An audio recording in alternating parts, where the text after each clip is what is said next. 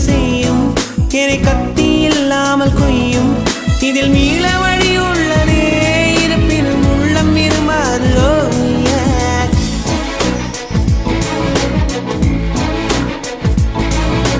விழிகளின் அருகினில் வானம் வெகு தொலைவினில் தூக்கம் இது 5 புலன்களின் ஏக்கம் என் முதல் அனுபவம்